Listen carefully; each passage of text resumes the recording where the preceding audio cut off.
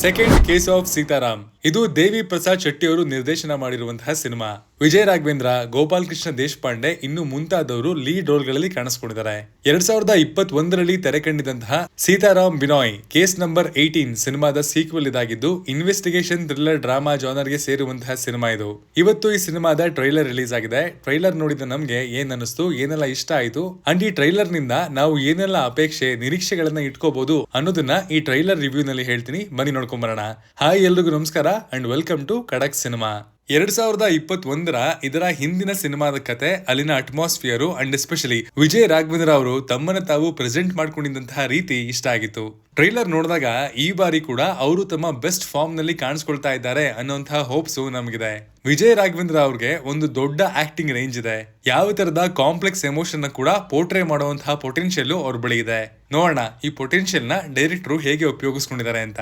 ಇನ್ನು ಈಗಿನ time line ನಲ್ಲಿ ಕನ್ನಡದಲ್ಲಿ ಥ್ರಿಲ್ಲರ್ ಸಿನಿಮಾ ಬರ್ತಾ ಇದೆ ಅಂತಂದ್ರೆ ಗೋಪಾಲ್ ಕೃಷ್ಣ ದೇಶಪಾಂಡೆ ಅವರು ಆಟೋಮೆಟಿಕಲಿ ಆ ಸ್ಟಾರ್ ಕ್ಯಾಸ್ಟ್ ಗೆ ಪ್ರವೇಶವನ್ನ ಪಡ್ಕೊಂಡ್ಬಿಟ್ಟಿರ್ತಾರೆ.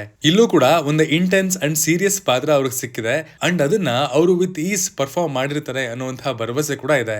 ಸಿನಿಮಾಟೋಗ್ರಫರ್ ಹೇಮಂತ್ ಆಚಾರ್ಯ ಅವರ ಸಿನಿಮಾಟೋಗ್ರಫಿ ಇದರ ಹಿಂದಿನ ಪಾರ್ಟ್ ಗಿಂತ ಈ ಪಾರ್ಟ್ ಅಲ್ಲಿ ಲೆವೆಲ್ ಅಪ್ ಆಗಿರುತ್ತೆ ಅನ್ನುವಂತಹ ಸುಳಿವನ್ನ ನೀಡ್ತಾ ಇದೆ. ಮೊದಲ ಫ್ರೇಮ್ ನಿಂದಾನೆ ಇಲ್ಲಿನ ವಿಜುವಲ್ ಕ್ವಾಲಿಟಿ ಇಂಪ್ರೆಸಿವ್ ಆಗಿತ್ತು. ಎಲ್ಲೂ ಯಾವ್ದ್ರಲ್ಲೂ ಕಾಂಪ್ರಮೈಸ್ ಮಾಡ್ಕೊಡಿದ್ದಾರೆ ಅನ್ನುವಂತಹ ಫೀಲಿಂಗು ಕೊಡ್ಲಿಲ್ಲ. ನವನೀತ್ ಅವರ ಸ್ಕೋರು ಟ್ರೈಲರ್ಗೆ ಪ್ಲಸ್ ಆಗಿದೆ. ಅಲ್ಲಿ ಆಗ್ತಿರುವಂತಹ ಘಟನೆಗಳು ಸೀರಿಯಸ್ ಅನ್ನೋದನ್ನ ಮ್ಯೂಸಿಕ್ ನಿಂದಲೇ ತಿಳಿಸಿದ್ದಾರೆ ಅಂಡ್ ಈ ಸ್ಕೋರ್ಗೆ ತಕ್ಕಂತೆನೆ ಟ್ರೈಲರ್ ನ ಫ್ರೇಮ್ಸ್ ಬರುತ್ತೆ ಅಂಡ್ ಆ ಸಿಂಕು ಚೆನ್ನಾಗಿತ್ತು. ಬರೀ ರಿಲೆವೆಂಟ್ ಮ್ಯೂಸಿಕ್ ಇಲ್ಲಿರ್ಲಿಲ್ಲ, ಕೇಳೋದಕ್ಕೂ ಕೂಡ ಅದು ಕ್ಯಾಚಿ ಆಗಿತ್ತು ಅಂತ ಹೇಳ್ತೀನಿ. ಶಶಾಂಕ್ ನಾರಾಯಣ ಅವರ ಟ್ರೈಲರ್ ಕಟ್ ಚೆನ್ನಾಗಿದೆ. ಒಂದಷ್ಟು ಕಡೆ ಸ್ವಲ್ಪ ಜಾಸ್ತಿನೇ ಡೈಲಾಗ್ಸ್ ಆಯ್ತಲ್ಲ ಅಂತ ಅನ್ಸುತ್ತೆ. ಕತೆ ಬಗ್ಗೆ ಇಷ್ಟೊಂದು ಬಿಟ್ಕೊಡ್ತಾ ಇದಾರಲ್ಲ ಅನ್ನುವಂತಹ ಭಾವನೆ ಕೂಡ ಉಂಟಾಗುತ್ತೆ. ಬಟ್ ಅದು ಬೇಕಂತಾನೆ ತಗೊಂಡಿರುವಂತಹ ನಿರ್ಧಾರ ಅನ್ನೋದು ನಮ್ಮ ಊಹೆ. ಸಿನಿಮಾದ ಕತೆ ಯಾವ ಚೌಕಟ್ಟಿನಲ್ಲಿ ಇರುತ್ತೆ ಅಂಡ್ ಆ ಚೌಕಟ್ಟಿನೊಳಗಡೆ ಯಾವ ಯಾವ ಪಾತ್ರಗಳಿವೆ ಅನ್ನೋದನ್ನ ತುಂಬಾ ಅಚ್ಚುಕಟ್ಟಾಗಿ ಕಟ್ಕೊಟ್ಟಿದ್ದಾರೆ.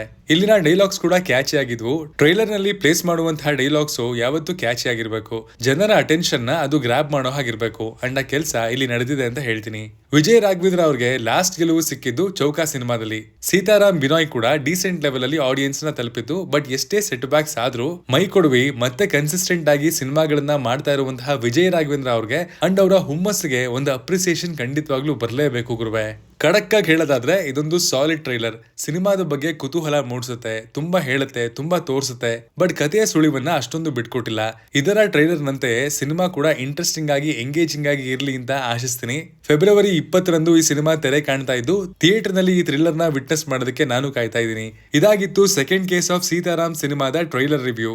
ನೀವು ಈ ಟ್ರೈಲರ್ ಅನ್ನ ಆಲ್ರೆಡಿ ನೋಡಿದ್ರೆ ನಿಮ್ಗೆ ಹೇಗೆ ಅನಿಸ್ತು ಅನ್ನೋದನ್ನ ಕಮೆಂಟ್ ಮಾಡಿ ತಿಳಿಸಿ. Signing off, Manu.